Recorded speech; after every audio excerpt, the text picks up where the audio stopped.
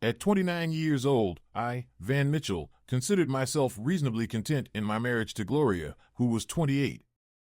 Gloria was an intelligent and personable woman, blessed with a generous bust that couldn't go unnoticed even by a casual observer. The only consistent source of tension in our marriage was our conflicting desires regarding having children. I wanted them soon, while she preferred not to. Another couple in my story consisted of Brida, exalted one in Gaelic and Norwegian, Thomas, age 32, and her husband Carl, age 36.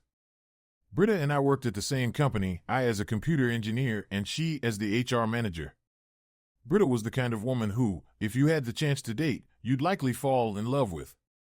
She was sweet, intelligent, competent in everything she did, and stunningly attractive. At 6 feet tall, she might have been too tall for some men, but being 6'4" myself, that wasn't an issue for me. I'd be lying if I said I didn't occasionally fantasize about seeing Brida naked. While Brida and I weren't particularly close friends at the beginning of this story, we were definitely on friendly terms. A group of 8 to 12 employees, including Brida and myself, would go out for pizza at lunch once a month, and we often found ourselves in that group. We even sat next to each other a couple of times.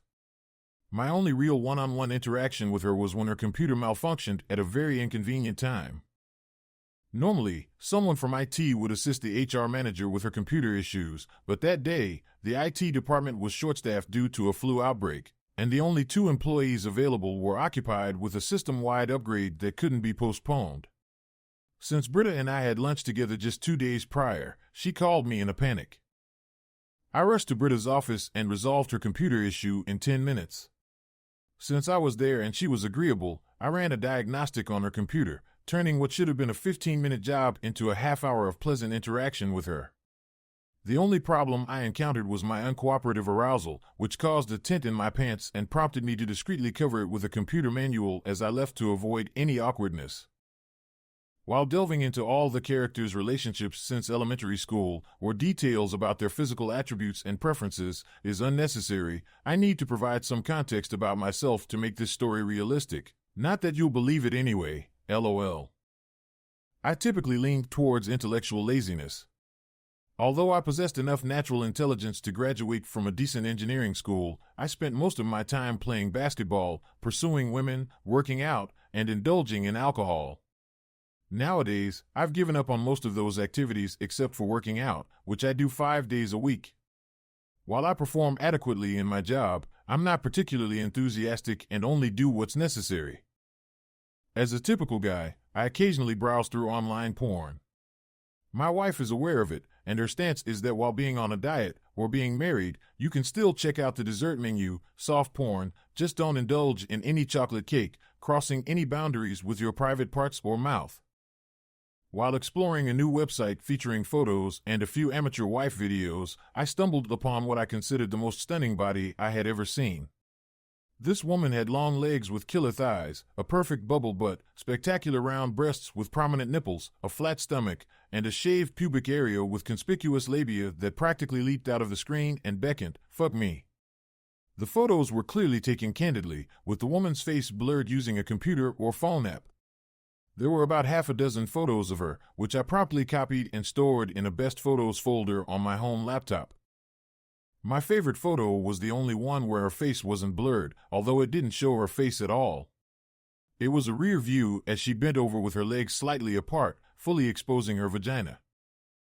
I found myself revisiting this woman's photos several times a week, although staring at the rear view too long would inevitably lead to an immediate desire for sex with my wife, Gloria. For a month, my admiration was limited to just looking, until... Our company often hosts family events, and one Saturday in early July, we had a party at a resort with various activities, including a pool. After a few friendly games of volleyball, I was sweaty and ready for a swim. I changed into my bathing suit, quickly showered to avoid polluting the pool water, and headed to the pool deck. There, I spotted my wife, Gloria, looking stunning in a bikini that I considered too risque for a company event, lounging on a chair with a Mai Tai in hand, chatting with some of the other wives. I gave her a quick kiss, dove into the deep end of the pool, and executed what I deemed a perfect swan dive off the high dive. After a few more dives, as I was climbing out of the pool at the deep end, a vision of beauty walked past me. Despite the tall woman wearing a relatively conservative one-piece swimsuit, her alluring body was impossible to ignore. As I admired her from behind, wishing I had my sunglasses on, she paused, removed her hat and sunglasses, placed them on a lounge chair, and continued towards the diving board. That's when I caught a glimpse of her profile. It was Brida. As I observed her movements, I suddenly noticed something on her right thigh, just below her buttock. It resembled a mark I had seen on my favorite photo in the best photos folder on my home laptop, a spot that could have been either a birthmark or a tattoo resembling a star. It seemed that Brida might have the same mark. I attempted to be discreet, although I later found out I was about as subtle as a diesel truck as I followed Brida around for the next 15 minutes, trying to get a better view. Finally, when I followed her up the ladder of the pool's high dive, I got a clear look. It was indeed a birthmark resembling a four-tipped star. After my observation, I dressed, persuaded Gloria to leave the pool, and we joined several other couples for lunch. Later that night, as I examined my favorite photo closely and enlarged it as much as possible, there was no doubt in my mind. It was Brida's mark on the right thigh in the photo. My arousal was immediate. Hearing the shower running in the master bathroom, I swiftly shut down the computer, undressed, and joined Gloria in the shower.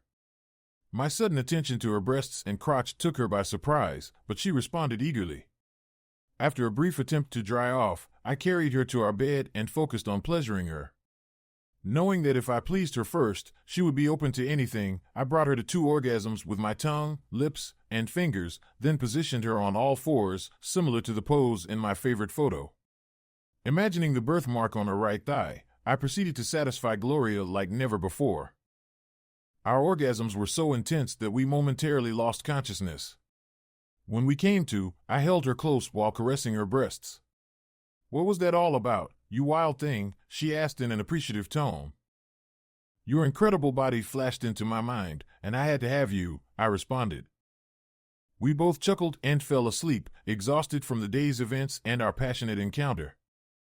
The next morning, I recalled not only our lovemaking from the previous night, but also dreams involving Brida. Any embarrassment faded as I made love to Gloria once again. Upon discovering Brida's nude photos on the internet, I was unsure of how to proceed. I contemplated various options, unblurring her face in the photos, ignoring the situation, informing her anonymously, or discussing it with her in person.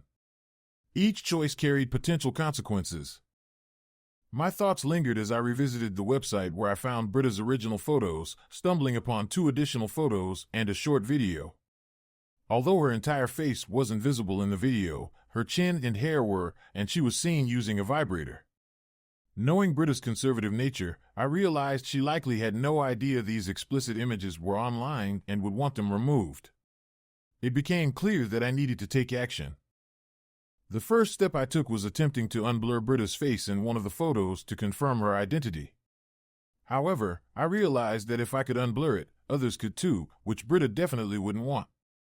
I reached out to my only fraternity brother from college, who was knowledgeable in computer fields. After some casual conversation, I explained my goal without disclosing the reason behind it. He advised me to determine the blurring app used and assured me he could provide the appropriate software tool once identified, although he warned it would be time-consuming. After dedicating 15 to 20 minutes each night for a week, I finally identified the correct app. On Friday, I sent an encrypted email to my fraternity brother, received the tool as an attachment in his response, and arranged the time to proceed with the unblurring. Due to a busy weekend, I didn't have a chance to use the tool until Sunday night. Following my fraternity brother's instructions, I selected the most revealing photo where Brida's face had been blurred. In just a few minutes, her face was unblurred, revealing a stunningly attractive Brida. Excited by the discovery, I convinced Gloria to go to bed early and proceeded to engage in passionate intimacy with her, fueled by the adrenaline of the revelation. By the following Wednesday afternoon, after much contemplation, I concluded that the most appropriate course of action was to inform Brida about the existence of the naked media in person. An anonymous email, even if sent to her personal address, could pose risks. Despite potential repercussions, I felt compelled to do what was right. Coincidentally, Wednesday was our pizza day, and both Brida and I attended. During our walk back to the office, I approached her privately after some small talk. With a serious expression and nervousness evident, I requested a private meeting with her over the weekend to discuss something important. Observing my demeanor, Brida agreed to meet on Saturday morning after her workout at Planet Fitness. She suggested meeting at the park behind the facility at 9:30 a.m. and even extended an invitation for me to join her as a guest at 8 a.m.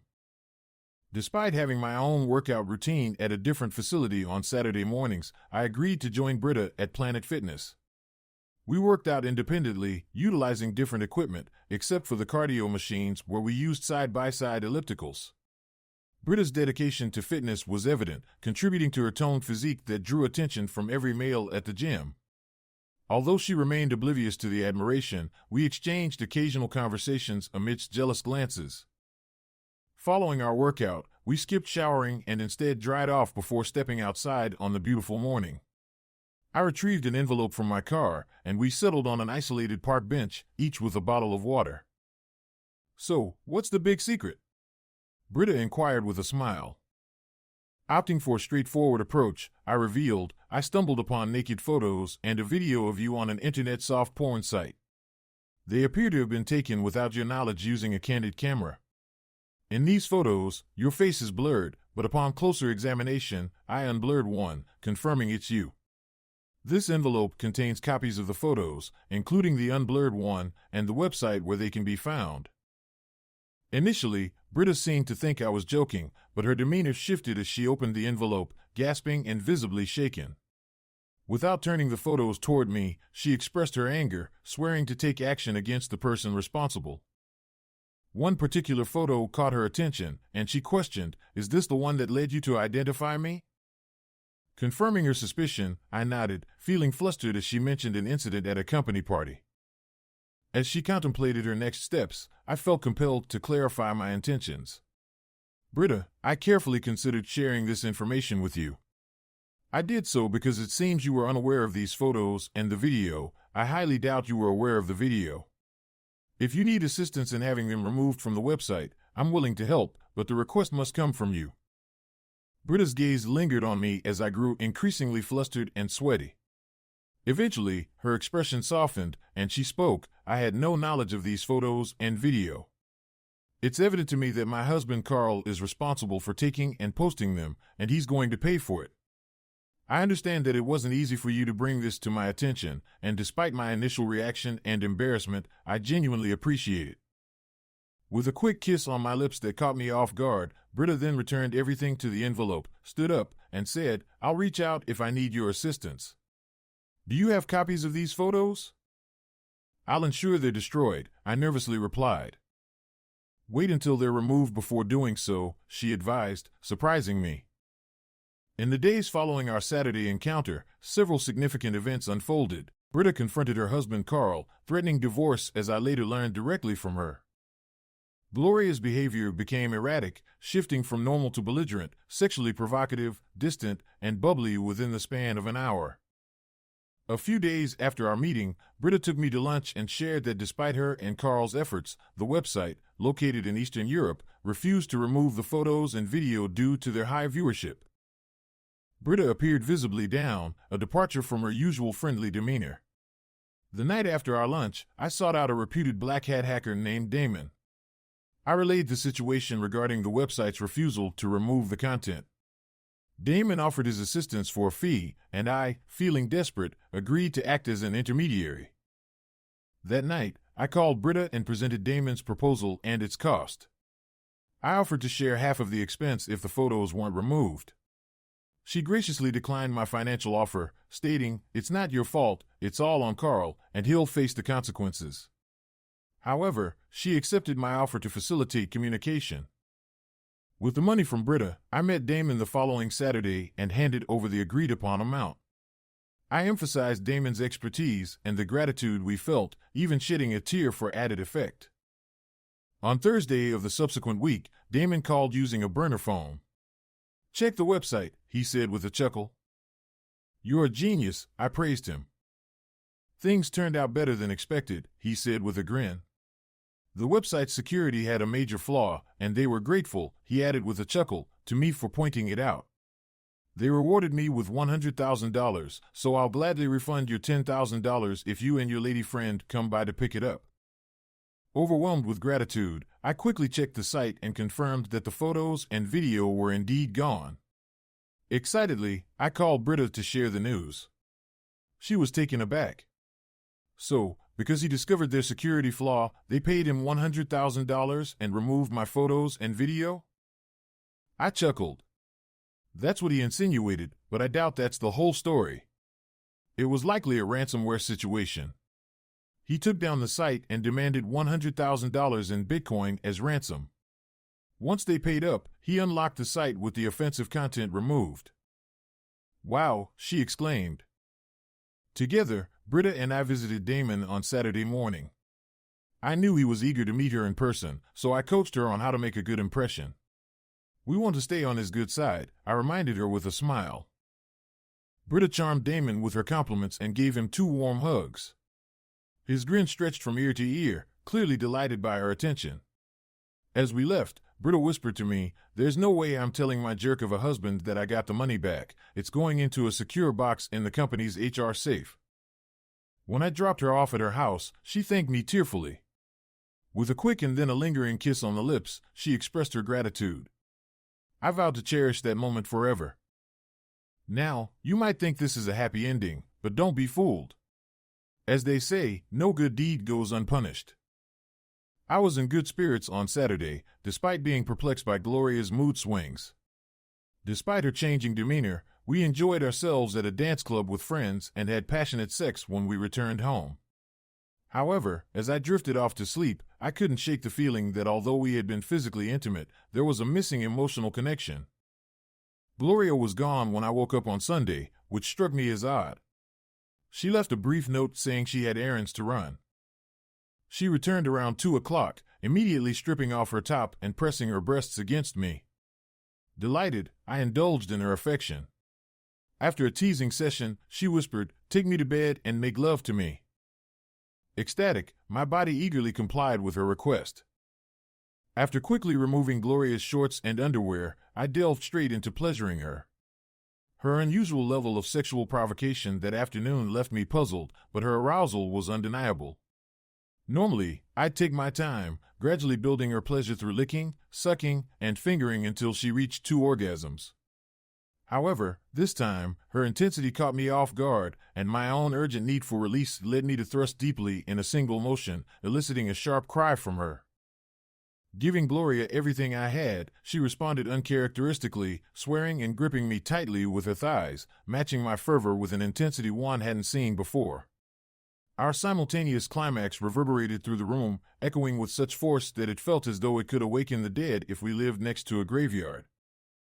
As we both regained our senses, with me still instinctively suckling on her breasts, Gloria's expression turned sinister.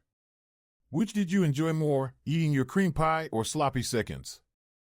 Puzzled, I looked at her, leaning on an elbow. "What?" I responded, genuinely confused.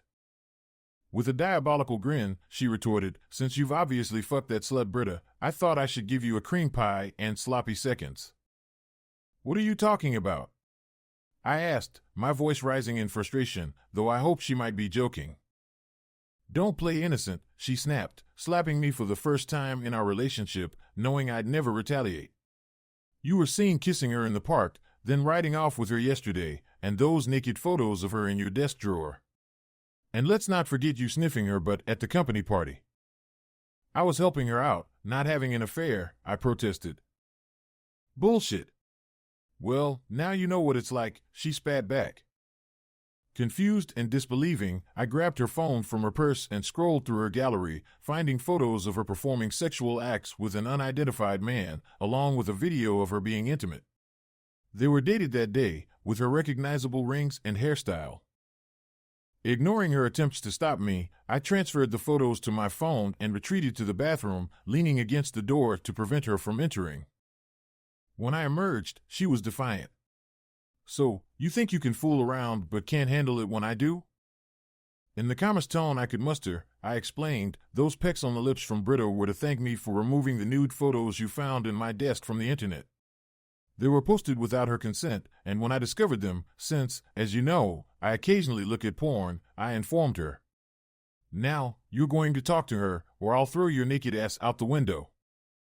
I had never spoken to Gloria with such intensity before, and I could sense a mix of fear, apprehension, and defiance in her eyes. Pushing her down onto the bed, I quickly retrieved my phone from my pants pocket, dressed, and used the landline to call Brida's cell phone. Thankfully, she answered. Hi, Van, what's up? Brida greeted, likely recognizing my number on caller ID. Hi, Brida, I need you to tell Gloria everything about the naked photos, our interactions, where they were posted, how we got them removed, everything. It's crucial she knows the truth, I explained. Okay. I guess, Brida replied tentatively. Passing you to Gloria now, I said before handing Gloria the phone. With no desire to stick around, I quickly showered, got dressed, transferred the incriminating photos to my computer, and headed out for a drink, my first since college. I ended up getting a bit tipsy, something I'd sworn off after graduation, and took an Uber home to avoid driving under the influence. To my surprise, I spotted Brida's car leaving my driveway as I arrived. Entering the house, I was met by a contrite Gloria. I shot her a daggered glare. I owe you an apology, she sniffled. Why the hell do you owe me one? I snapped. Brida played me the recordings of her conversations with you. It's clear you weren't having an affair, just helping her out. But you should have told me. She trailed off. I was taken aback to learn that Brida had recorded our conversations. Though it technically violated state law as we're in a two-party consent state, I had nothing to hide and was relieved she had. Despite my haze, I interrupted Gloria, shouting, So, your response to finding out I was trying to spare Brida further embarrassment was to go out, get laid, and then bring it home to me? I'm so sorry for not telling you every little detail while I was helping someone else, you ridiculous woman. With that, I stumbled into the guest bedroom, locked the door, put on headphones, and drifted into a troubled sleep. Though I didn't realize it at the time, that hangover-laden Monday morning marked the end of my marriage. Gloria's refusal to communicate and her extreme reaction were too much for me. Despite attending 3 counseling sessions with her, which proved fruitless, I reached my breaking point. Without ever touching her again, I filed for divorce a month later. I attempted to coax the identity of Gloria's lover out of her, even resorting to lies about saving our marriage, but she remained tight-lipped, fully aware I'd confront him violently if I found out. When I served her the divorce papers, I made it clear, Tell your lover that if I ever discover who he is, I'll beat him senseless. Since I won't hit a woman, he'll take your place. Realizing no apology or gesture could salvage our relationship, Gloria accepted the divorce swiftly. We split our assets evenly, no alimony involved, sold our condo, and relocated to apartments on opposite sides of the city center. I breathed a sigh of relief that we hadn't had children. During my divorce proceedings, Brida and I maintained a friendly relationship. She even joined some friends in celebrating my impending divorce at a ball game, though I swore off drinking for good. While we never delved into the details of my divorce, it was evident she knew much of it, having met with Gloria that infamous Sunday. 2 months post-divorce, Brida visited my office unexpectedly on a Thursday, closing the door behind her. Van, can I take you to dinner tomorrow night? There's something important I need to discuss. Though I had plans, I readily agreed, eager for the chance to spend time with Brida and intrigued by her mysterious request. Sure, when and where? How about Morton's on Vine at 7 p.m., smart casual attire, she suggested with a smile. Great, see you then, I replied. She left, leaving the door ajar as she found it. During dinner, Brida seemed nervous and didn't broach the topic she intended, likely due to the presence of nearby couples.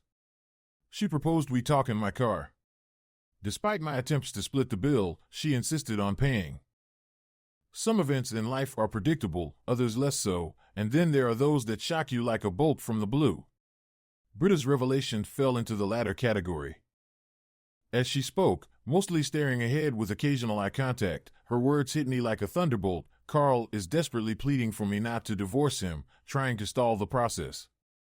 He refuses to believe I don't trust him anymore, thinking he can fight the divorce. Is this about the online posting of your photos and video? I asked, stunned. That's a significant part of it, as the breach of trust is incomprehensible to me.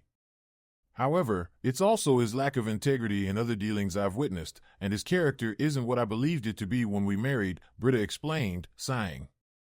Also, I want children soon. Despite his initial agreement before marriage, he's backing out now. Lastly, and perhaps I shouldn't share this, but our intimate life feels more like Labor Day than the 4th of July. Though it was TMI, I maintained a neutral expression. So, what's on your mind? I've devised a plan to make it clear to him that our marriage is over, hoping he won't contest the divorce I filed last week, but we're still living together.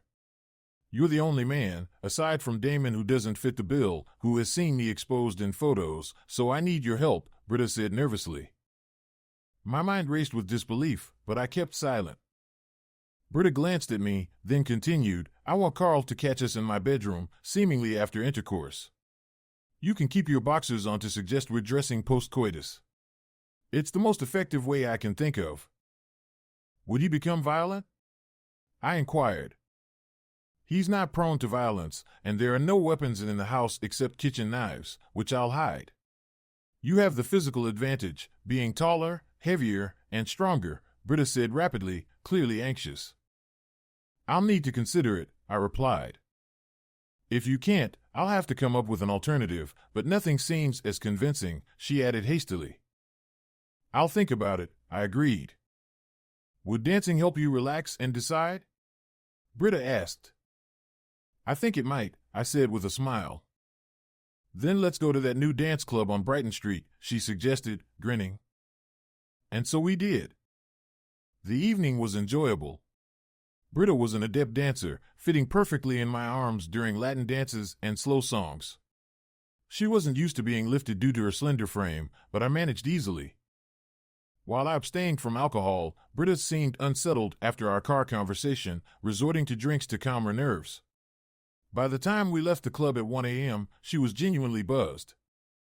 I insisted on driving Brida home, despite her protestations about needing her car the next morning. Eventually, she relented, thanking me with a quick kiss on the lips as I dropped her off at her house. I took her keys, walked back to the restaurant, retrieved her car, and drove it to her house before dropping the keys through her mail slot. During the mile-long walk to her car, I mulled over the situation. My divorced, unrestrained side urged me to embrace the opportunity to see Brida unclothed, while my more cautious self reminded me to behave. Sunday evening, I called Brida to confirm my commitment to her plan, which she eagerly accepted. By Friday afternoon, I was at Brida's house by 4 p.m., feeling as nervous as she was. We waited anxiously in the master bedroom for Carl to return home. I repeatedly asked about his expected arrival time, but Brida patiently answered each time. I was dressed only in my boxers, with the rest of my clothes laid out nearby for a quick change. Despite my attempts to remain composed, my excitement was evident. Brida wore a short robe, concealing her nudity. Around 4:40, we heard Carl's footsteps approaching. Brida removed her robe as planned, while I pretended to be dressing. My gaze couldn't help but linger on her, realizing she looked even better in person than in photos. When Carl entered the room, his shock was palpable. Brida's performance, coupled with his own realization, led to a poignant moment.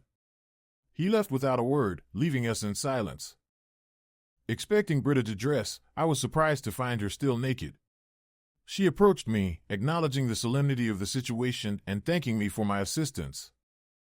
In that position, her vagina was almost level with my mouth as I sat on the mattress. Her perfect breasts loomed above me.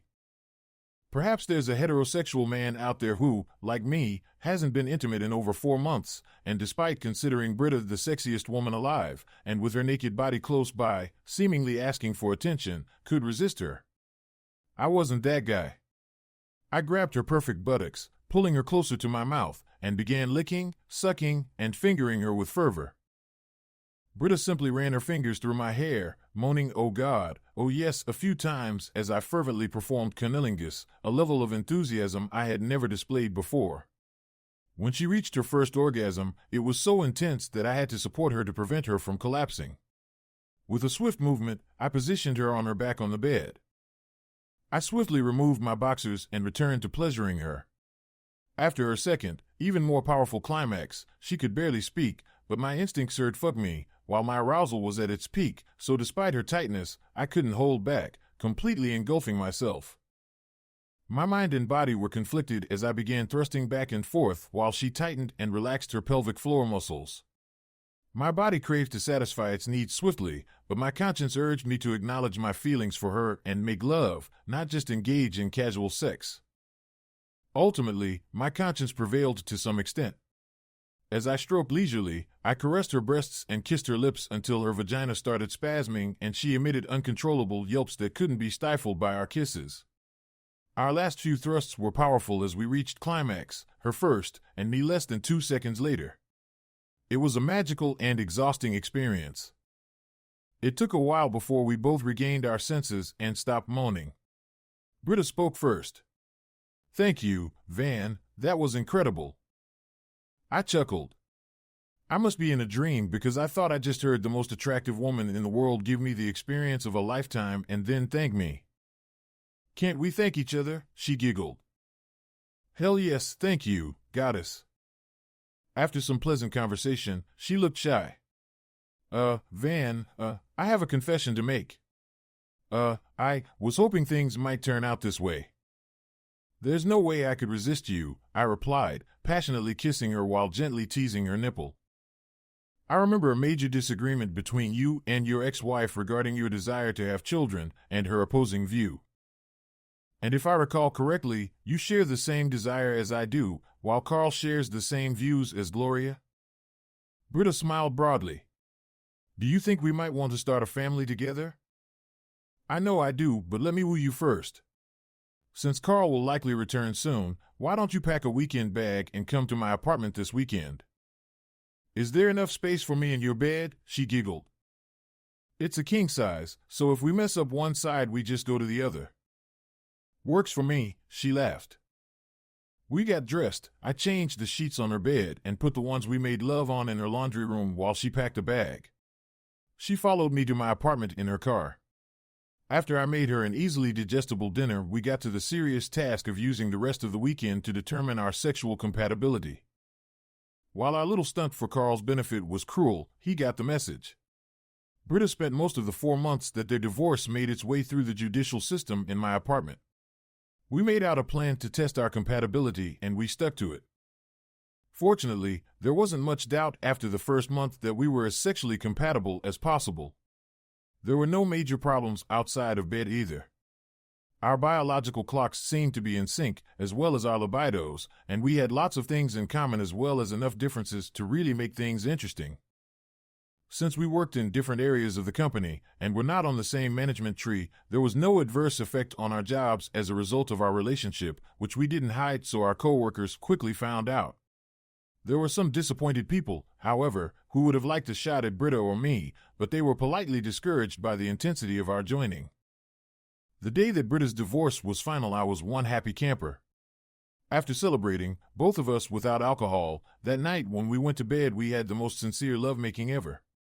I never felt more serene when I told her without equivocation that I loved her and wanted to spend the rest of my life with her. Brida smiled and kissed me. "I love you too, and it's fortunate that we love each other because I have some news, pregnant pause, I'm 6 weeks pregnant." While I lay there shocked, she turned her back to me, snuggled her rear end up close, and mumbled "spoon mama" and massaged my boobs, "Daddy."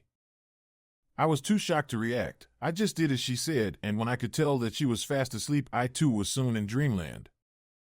The next morning I kissed her and then held her face in my hands. "I'm not sure that I heard you correctly last night. Did you say that you're pregnant?" "Yes, about 6 weeks preggo," she smiled. "How did it happen?" was my next question, which as phrased was ridiculous. "Well, I think it happened because you inserted your big cock into my snug pussy and then ejaculated millions of sperm into me," she smiled. "No, I mean, weren't you on birth control?" "I messed up my pills," she replied with a bigger grin. "I thought that you took shots." "I messed up my shot schedule, that's my story and I'm sticking to it," she responded this time with an even bigger grin. I guess that means that I'll have to marry you. Does your dad have a shotgun?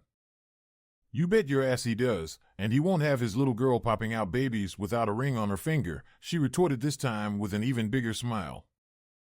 You think I'll go along with whatever you want, don't you? I faked anger.